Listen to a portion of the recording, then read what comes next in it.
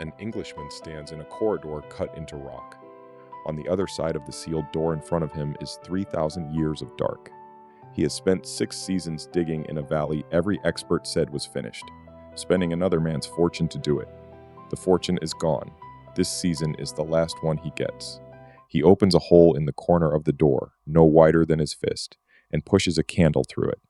Air sealed in since before Rome was founded slips out past the flame and makes it gutter. Behind him, the man whose fortune it was asks the only question there is. Can you see anything? Yes, wonderful things. You know this story. Here's the part you don't. The king behind that door had been deliberately erased. The men who came after him chiseled his name off the monuments, struck him from the king lists, and buried the entrance to his tomb under the rubble of someone else's. Egypt spent 3,000 years forgetting him, and that is the only reason he was still there. Every other king in that valley was found robbed to the bare walls. The one they deleted from the record is the one the record kept whole.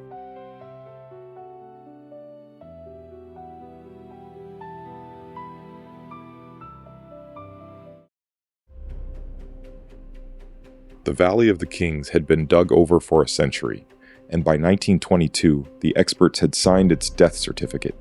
Excavated to exhaustion. Finished. Howard Carter did not believe them, and for 6 straight seasons he paid for that belief with nothing. 6 winters of moving sand by the basket.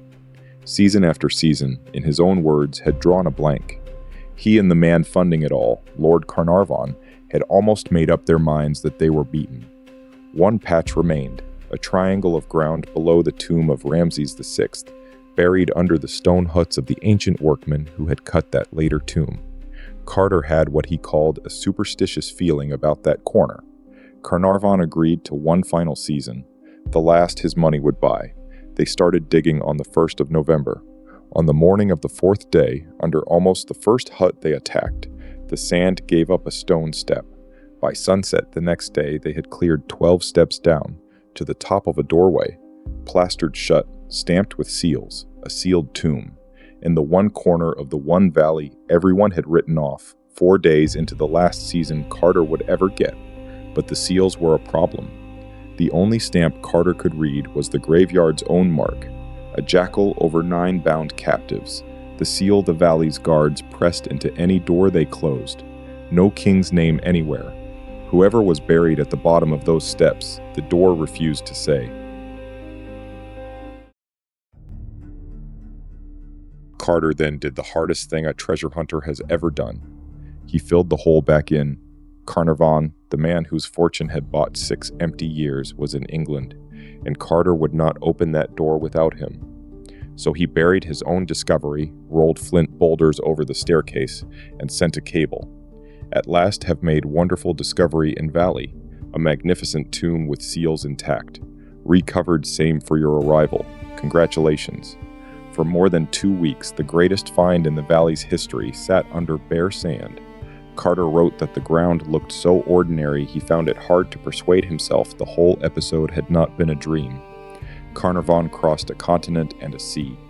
On the 24th of November, the staircase came clear, 16 steps.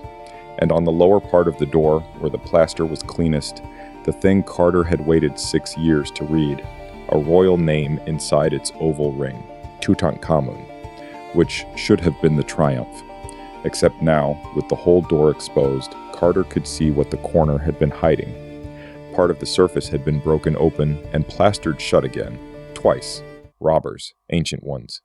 Someone had already been through this door, and in the sloping corridor beyond, packed to the ceiling with stone, ran the proof. A robber's tunnel, refilled long ago, and in the rubble the wreckage plunderers leave. Broken jars, abandoned water skins. 30 feet of corridor stood between Carter and the answer. At the end of it, a second sealed door.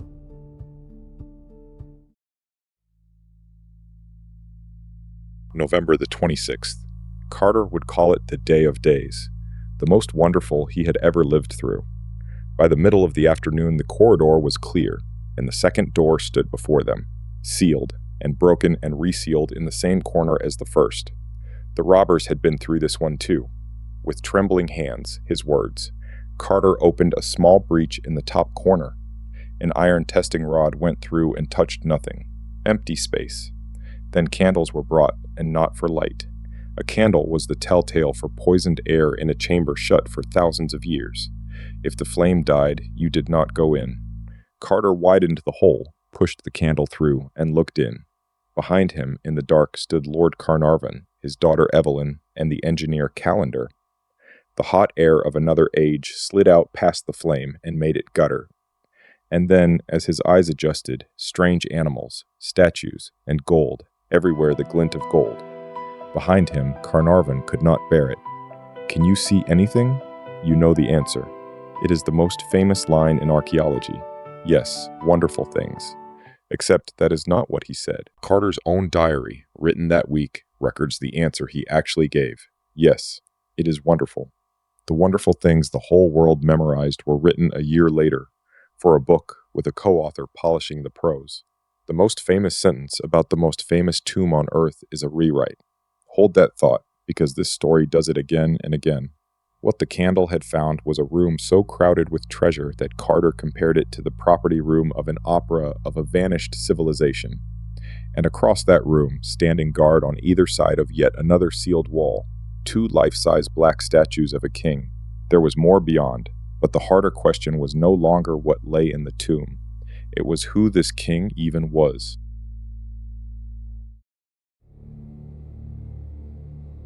Here's what the men in that corridor knew about Tutankhamun. Almost nothing. Carter put it brutally. The one outstanding feature of his life was the fact that he died and was buried.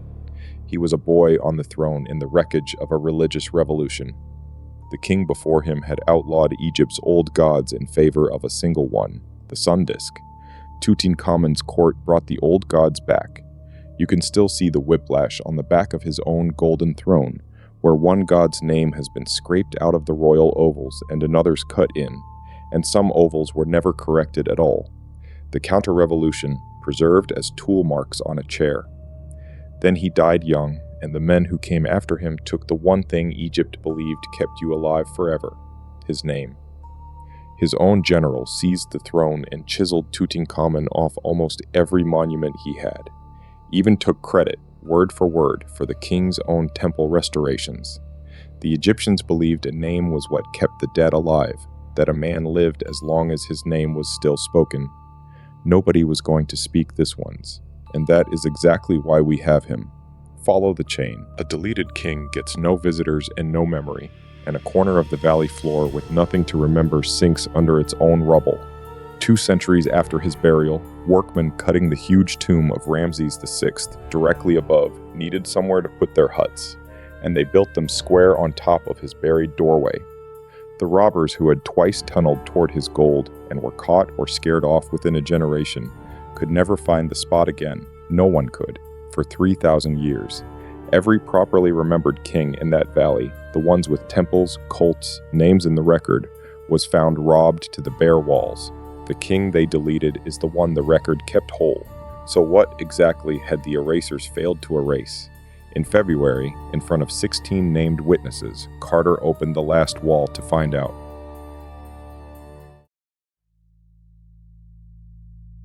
February the 16th, 1923. Carter's diary names every witness who climbed down that afternoon: ministers, museum men, Carnarvon, Evelyn. The record keeps the guest list. A platform stood before the sealed wall between the black statues. Carter mounted it, and, his words, "It was with a trembling hand that I struck the first blow. 10 minutes of careful chipping, a torch through the hole, and this time no medley of treasure. A yard from the doorway, filling the entire view, stood what to all appearances was a solid wall of gold. It took them a moment to understand what they were looking at. It was not a wall. It was a building, a shrine, a golden room built around a room, 17 feet long and 9 feet high, so vast it stood within 2 feet of every wall of the chamber. For weeks the diggers had told each other this would turn out to be a storeroom, royal treasure hidden away, no king in it. They were standing in the burial chamber of a king. They edged down the gap between gold and painted wall, drew the bolts of the great folding doors, swung them open, and inside stood a second shrine, also bolted, and on its bolts a cord seal, unbroken. In 3,000 years, no robber had ever reached it.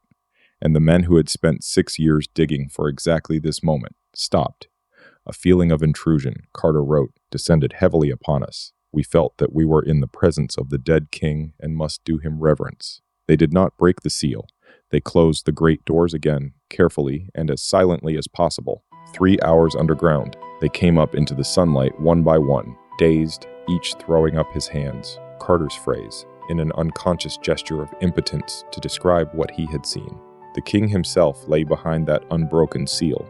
Reaching his face would take 2 more years.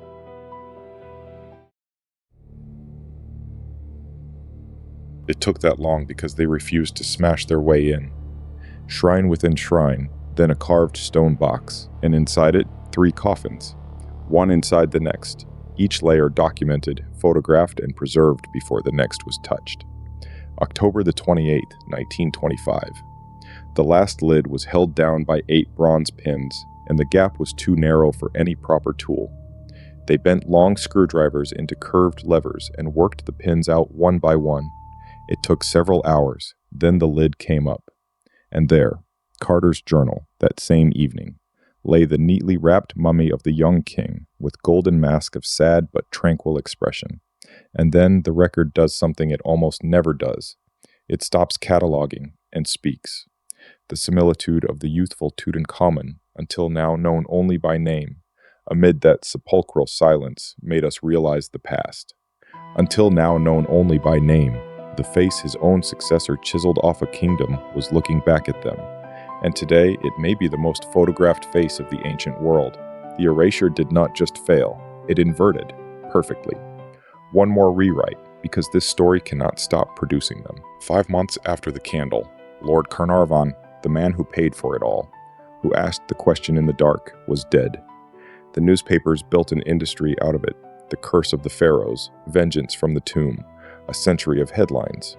The record's entire entry for that day is one line. Poor Lord C died during the early hours of the morning. That is the whole entry. The legend prints the myth. The record keeps the sentence. And the record keeps one more thread for another day. Every other king in that valley was emptied centuries before Carter was born. Thrones, coffins, gold, gone. Somebody carried all of it out past the guards of the most watched graveyard on earth. That is a different story. The record remembers that one too.